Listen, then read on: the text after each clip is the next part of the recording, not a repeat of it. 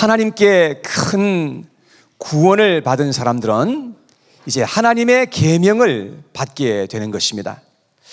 그 계명은 사랑의 계명이고 또 큰 계명이라고 성경에 보니까 그렇게 되어 있습니다. 그래서 하나님은 우리가 서로 사랑하면서 살아가도록 그렇게 말씀을 하셨습니다. 그런데 우리가 사랑할 때에 내 식으로, 내 방법대로 그렇게 사랑하는 것이 아니고 하나님께서 우리에게 말씀하신 방법대로 우리가 사랑해야 한다는 것입니다. 예수님께서 오늘 이 말씀에 보니까 내가 너희를 사랑한 것 같이 너희도 서로 사랑하라, 그렇게 말씀을 하셨습니다. 그러니까 우리가 이 말씀을 자세히 묵상해 보면 우리는 먼저 하나님께로부터 사랑을 받아야, 그리고 하나님으로부터 사랑을 배워야, 그래야 우리가 서로 사랑할 수 있게 된다는 것을 알게 되는 것입니다. 하나님의 그 엄청난 사랑을 받고 경험한 사람들마다 다 사랑하며 살고자 하는 그런 열망이 우리의 마음속에서 생겨나게 될 줄로 믿습니다. 자, 그러면 하나님의 사랑을 어떻게 우리가 받을 수가 있겠습니까?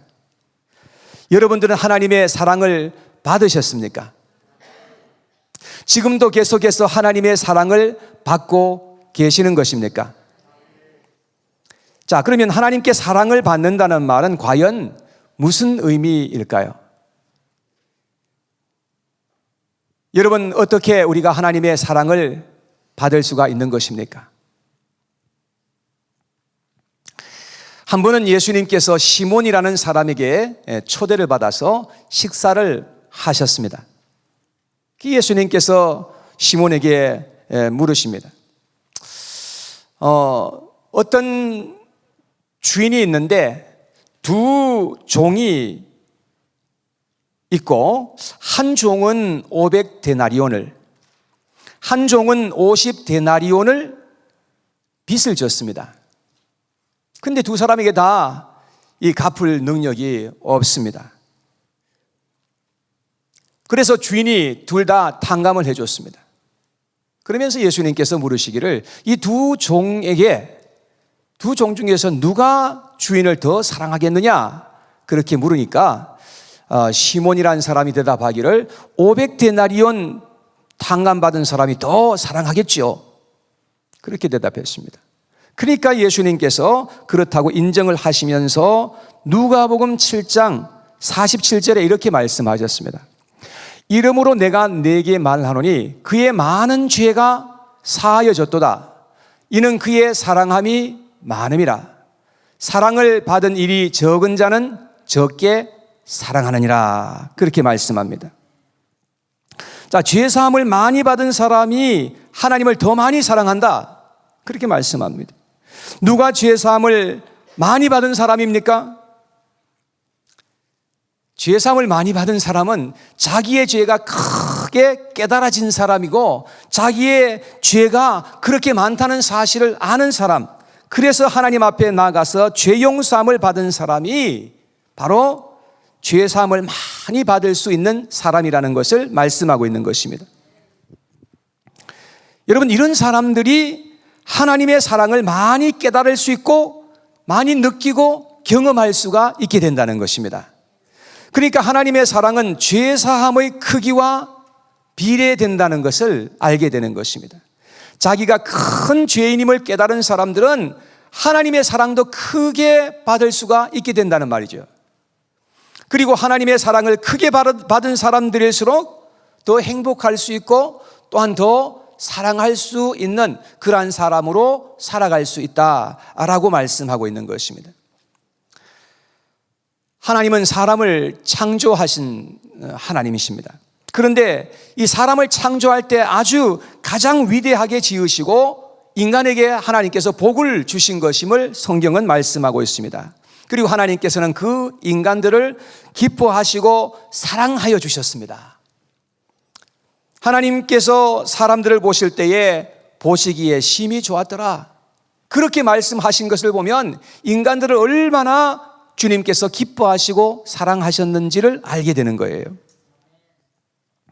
그러나 인간들은 하나님의 말씀을 따르는 대신에 사탄의 그 음성에 귀를 기울이고 사탄의 그 말에 따라감으로 말미암아서 결국은 타락하게 되는 것을 보게 되는 것입니다. 그런데 하나님의 사랑은 거기에서 멈추지 않더라는 것입니다.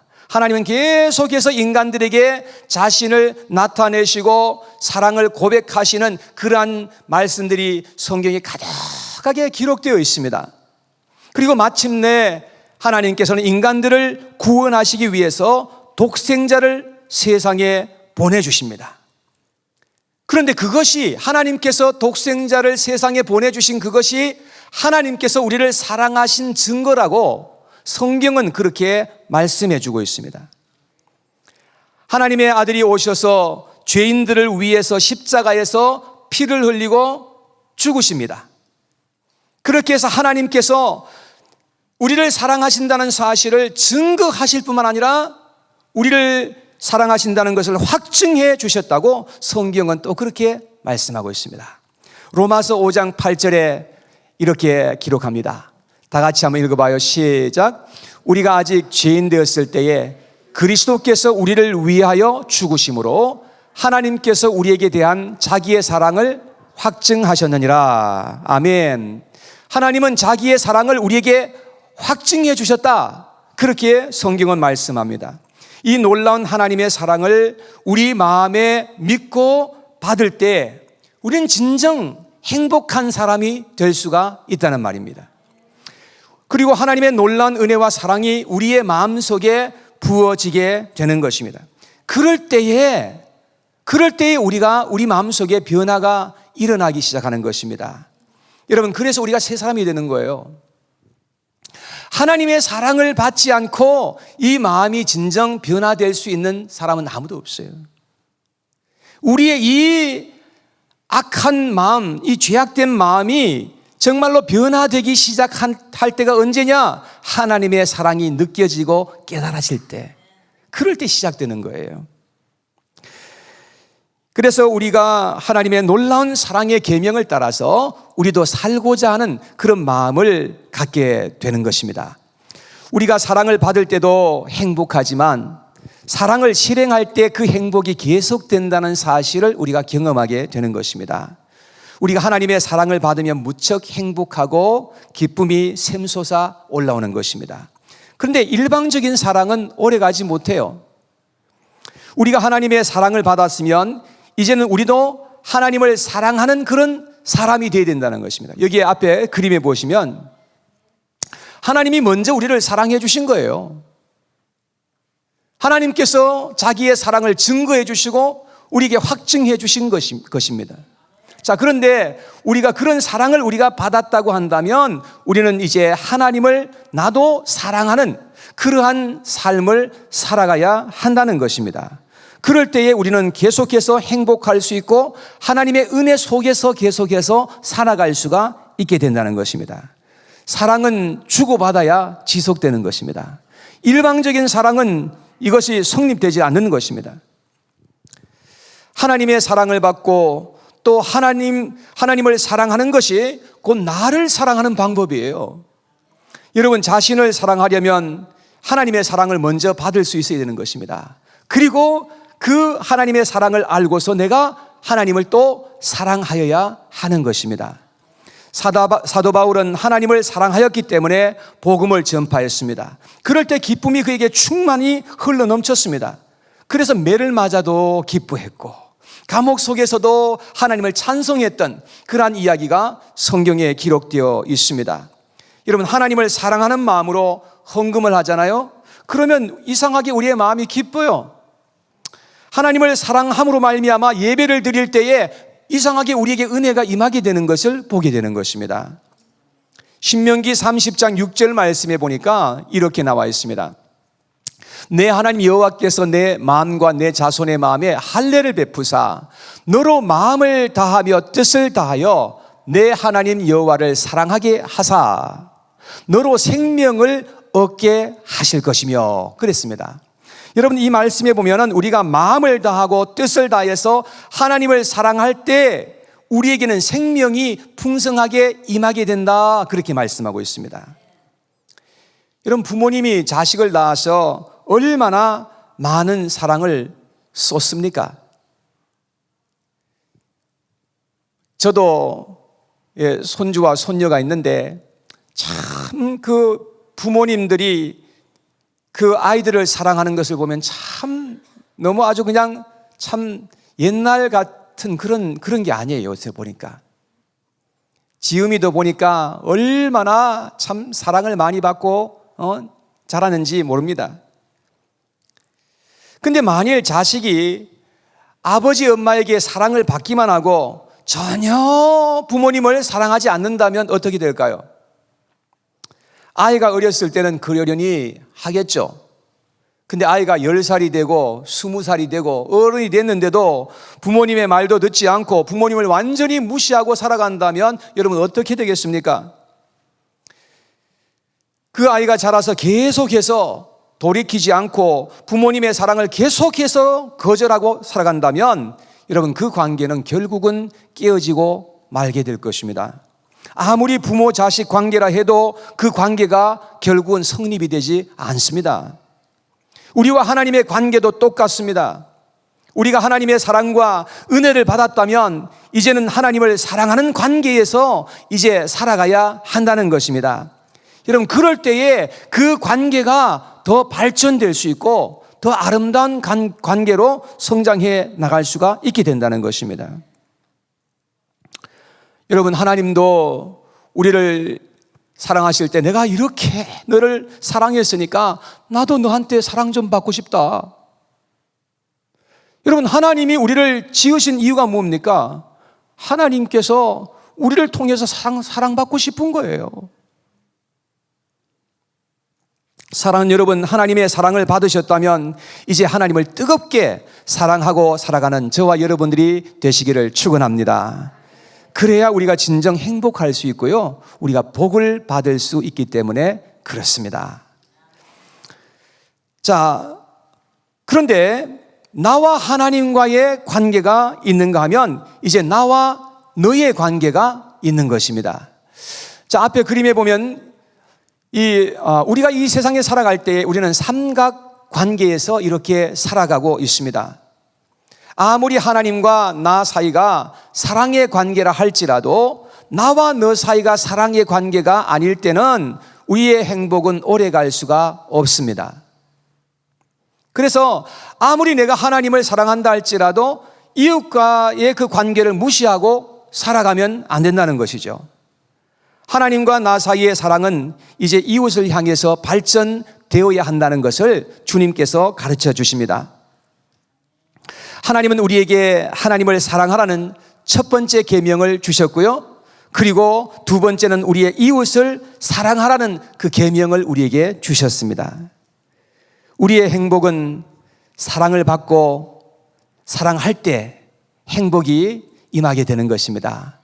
왜냐하면 하나님께서 처음에 우리를 지으실 때에 우리는 사랑받을 존재로 그렇게 지으셨고 우리가 또한 사랑하는 그런 존재로서 하나님께서 지으셨기 때문에 그렇습니다. 하나님은 아담이 혼자 사는 것을 좋지 않게 보시고 하와를 지으셨습니다. 그들이 서로 사랑하며 살아가는 것을 하나님께서 좋게 보셨습니다. 그래서 우리는 이 세상에 살아갈 때에 우리가 서로를 사랑하는 그런 관계에서 살아가야 한다는 것입니다. 그래서 오늘 본문에 보면 예수님께서 제자들에게 새 계명을 주실 것이라고 말씀하고 있습니다. 예수님이 우리를 사랑하신 것처럼 우리도 서로 사랑하면서 살아가라고 말씀하십니다. 그렇게 살아야만 우리가 진정 행복할 수 있다는 것을 주님께서 가르쳐 주신 것입니다. 자, 여기에 예수님께서 새 계명을 우리에게 주셨다 했는데 새 계명을 말씀하셨으니 옛 계명이 있다는 말씀이겠죠? 여러분 물어보겠습니다. 옛 계명이 뭡니까? 옛 계명은 율법을 가리키는 겁니다.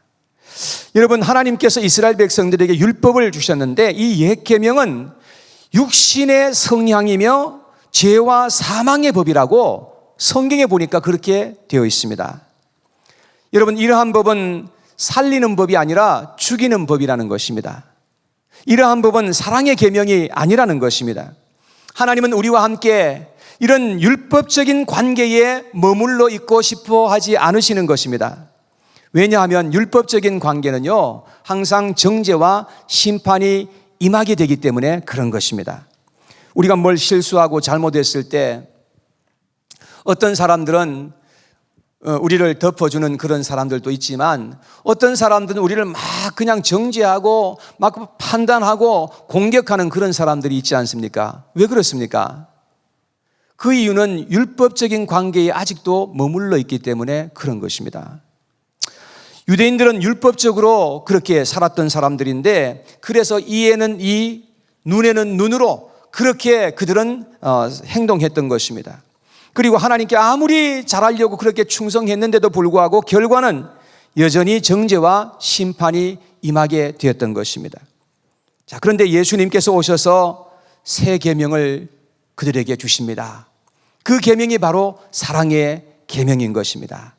자, 마태복음 5장 43절 44절 말씀에 보니까 예수님께서 이렇게 말씀하셨습니다. 같이 한번 읽어봐요. 시작.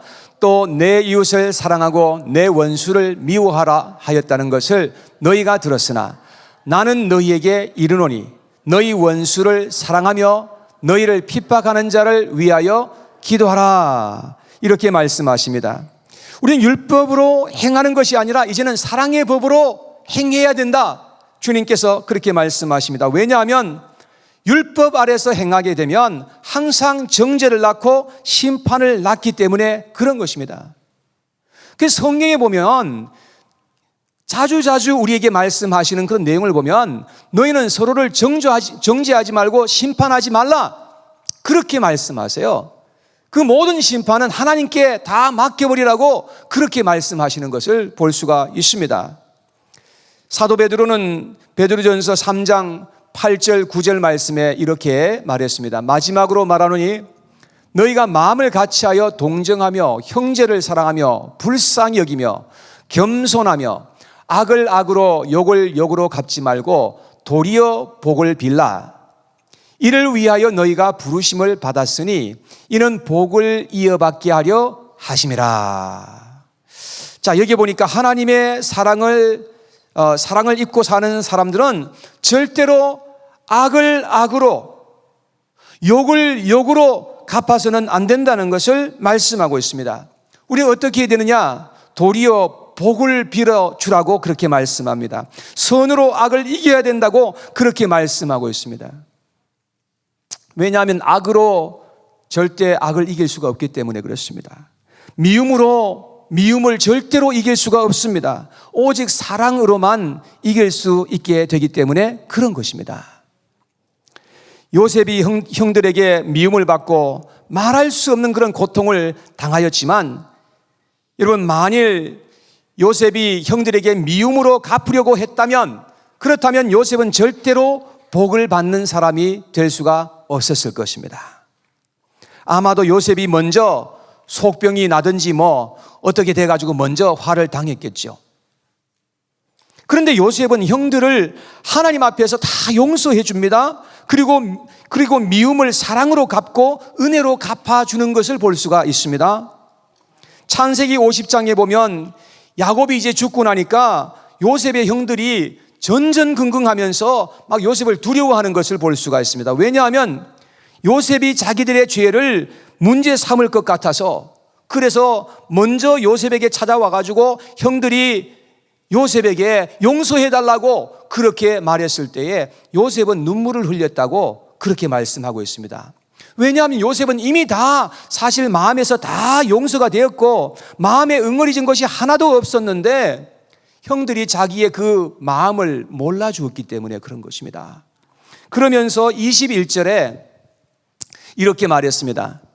당신들은 두려워하지 마소서. 내가 당신들과 당신들의 자녀를 기르리다 하고 그들을 간곡한 말로 위로하였더라. 여러분, 요셉이 정말 너무나 멋진 사람 아닙니까?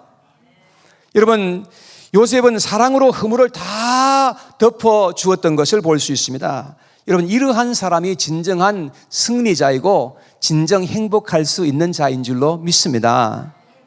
베드로전서 4장 8절에 우리 다 암송하는 구절인데 한번 같이 앞을 보고 읽어봐요. 시작. 무엇보다 뜨겁게 서로 사랑할지니 사랑은 허다한 죄를 덮느니라. 사랑하는 여러분, 신랑이 정말 더럽게 밉더라도 그래도 여러분 신랑을 판단하고 정죄하고 심판하지 마세요. 여러분 그래도 어떻게 합니까? 우리가 정말 사랑으로 덮어줘야, 그래야 언젠가는 하나님께서 여러분들에게 복을 주시는 그러한 때가 올 수가 있는 겁니다. 여러분 미워하며 살지 말고 서로 사랑하며 이 한 세상 살아보십시다. 그것이 우리가 정말 이 세상에서 우리가 해야 될 것임을 주님께서 말씀하시는 것입니다. 이 짧은 세상 사랑하면서 살아도 정말 너무 짧은 세상인데 미워하면서 살면 지옥이 따로 없는 것 같아요. 제가 아는 어떤 한 사람은 다른 사람들의 허물을 용서하지 않고 미움과 저주의 마음을 가지고 오랫동안 살아왔어요. 잠을 잘 때도 너무 분해서 이를 악물고 잠으로 말미암아서 이가 다 망가져 버렸어요. 그래서 다 틀니를 다 바꿨어요. 젊은 나이인데 마음의 평화가 없고 어둠이 가득합니다. 여러분 이렇게 사는 인생은 불행하게 될 수밖에 없겠죠. 이 죄악된 세상에는 사랑이 묘약인 줄로 믿습니다. 사랑만이 문제 해결의 열쇠인 것입니다. 하나님 나라의 법은 사랑입니다. 믿음, 소망, 사랑, 이 세 가지는 항상 있을 것인데 뭐라고요? 그 중에 제일은 사랑이라. 사랑하는 여러분, 우리에게 있어서 사랑이 제일이라는 것입니다. 강준민 목사님께서 말하기를 사랑은 하나님 나라의 산소이며 생명이다, 이런 말을 했습니다. 그렇습니다. 사랑이 없으면 행복도 승리도 축복도 없는 겁니다. 우리는 이 땅 위에 사는 동안에 어떻게 하든지 사랑의 법을 배우고 우리가 훈련해야 하는 것입니다. 사랑도 급이 다릅니다. 여러분 풋풋한 사랑도 있지만 정말 성숙한 사랑도 있는 것입니다. 그래서 우리가 사랑은 점점 더 훈련해야 되고 더 배워가야 한다는 것입니다. 그래서 하나님의 사랑으로 내가 행복하고 너가 행복한 세상을 우리가 만들어가야 될 줄로 믿습니다. 그래서 하나님도 함께 행복하고 기뻐하시는 세상이 되도록 해야 한다는 것입니다. 그러한 곳이 바로 하나님의 나라인 것입니다. 여러분, 우리는 이 세상에 사는 동안에 하나님의 나라를 위해서 하나님의 나라를 세우며 살아가는 그런 하나님의 백성들로 이 세상에 살아가야 하겠습니다. 여러분, 그러기 위해서는 우리가 서로 사랑하는 관계에서 살아야 한다는 것입니다. 여러분, 이 사랑의 관계가 깨어지면 모든 것이 다 깨어져 버립니다. 오직 사랑 안에서 승리하시는 저와 여러분들 모두가 되시기를 바랍니다.